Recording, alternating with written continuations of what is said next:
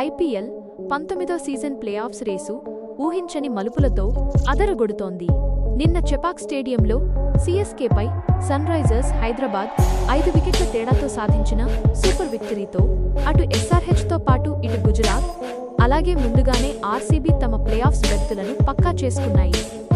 ఇక మిగిలిన ఆ ఒక్క 4వ స్థానం కోసం ఏకంగా 5 జట్లు కొట్టుకుంటున్నాయి.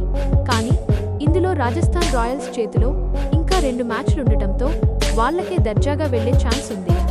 ఒకవేళ రాజస్థాన్ ఏమాత్రం తడబడినా ఆ ప్లేస్ కొట్టేయడానికి పంజాబ్ కింగ్స్ రెడీగా కాచుకూర్చుంది. ఇక కేకేఆర్ తమ 2 మ్యాచ్లు గెలిచి 15 పాయింట్లు తెచ్చుకున్నా వాళ్ల నెట్ రన్ రేట్ పెద్ద మైనస్ కాగా, సీఎస్కే మరియు ఢిల్లీ జట్ల పరిస్థితి మరీ దారుణం.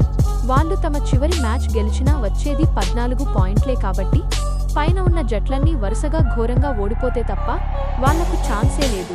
మొత్తంగా చూసుకుంటే ఈ ఆఖరి ప్లేఆఫ్స్ బెర్త్ కోసం రాజస్థాన్ మరియు పంజాబ్ మధ్య అసలైన యుద్ధం జరగబోతోంది.